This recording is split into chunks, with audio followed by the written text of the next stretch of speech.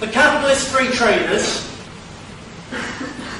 the Marxists and organised Jewry have declared war on the white man, not just in Britain, but in every nation on this planet.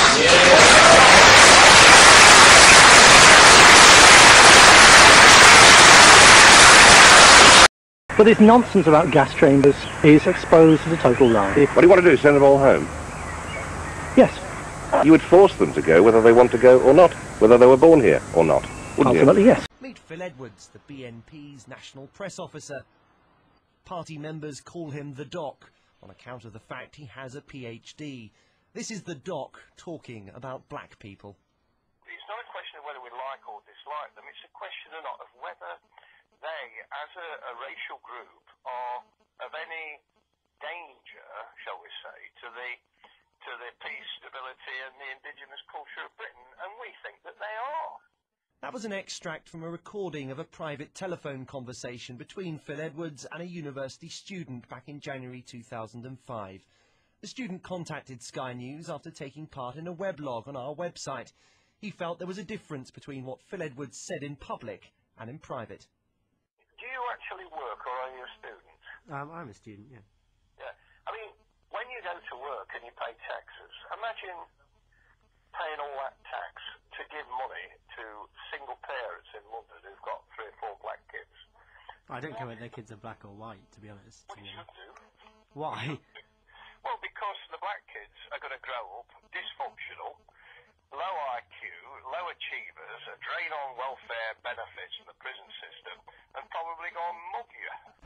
So, therefore, you should care. It's very irresponsible of you not to care. We played the recording to Phil Edwards and asked him to explain his views. You'll find that, they're into crime, they've got lower IQ, they're underachievers, blah, blah, Well, fair enough. I mean, it's rather intemperate language. I mean, it's not the sort of language which one. I mean, if I thought that was going to be recorded and broadcast to the world, I would have used not such intemperate language. But I mean, let's be honest about it. The facts are there. Phil Edwards is a scientist. He believes his views are not racist, but supported by genetics.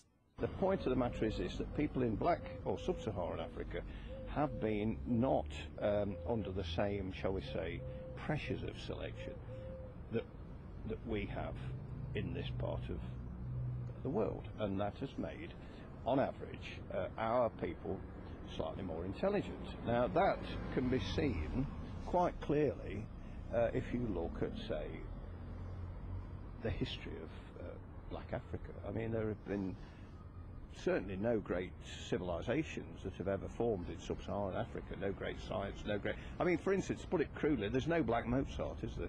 There's no black Dickens. I mean, I don't want to knock the black people, but you've asked me these questions and I'm being quite honest with you. You don't think this is racist, and you're happy that if you put someone in a room and explain this to them and give them long enough, that they would come round and see it your way? I think that they would take off they would not be frightened to accept the fact that there is... Excuse me, ladies and gentlemen, can I just... Sorry to interrupt, Phil, because I think we should try and test this. Can I just ask you very quickly, I'm going to read something to you, and I'd like you to tell me whether you think this is racist or not. Okay? Because black kids are going to grow up dysfunctional, low IQ, low achievers that drain our welfare benefits and the prison system, and are probably going to mug you. That's a verbatim quote. Do you think that view is racist? So many of you guys have heard of the BNP, aka the British National Party, which is a racist, xenophobic, anti-semitic, Islamaphobic, Nazi British nationalist party of course, Britain. But a lot of times, the left are always trying making it seem like they're on our side. They like to say that the BNP are far-right capitalists simply because they're also anti-communist. Well, I found something that destroys their whole argument. The BNP are actually socialists. So no matter what you read in the newspapers, it's absolute tosh. We are British people, patriotic people, British nationalists. We are not left-wing, we are not right-wing, we are not middle of anything. We are British, we are nationalists. The majority of our policies, if you bother to read them, veer towards socialism. In fact, we probably are the old Labour Party in essence. Wait, what? What? Did I hear you right? So no matter what you read in the newspapers, it's absolute tosh. We are British people, patriotic people, British nationalists. We are not left-wing, we are not right-wing, we are not middle of anything. We are British, we are nationalists. The majority of our policies, if you bother to read them, veer towards socialism. In fact, we probably are the old Labour Party in essence. Hold up, am I hearing this right? Oh, hold up.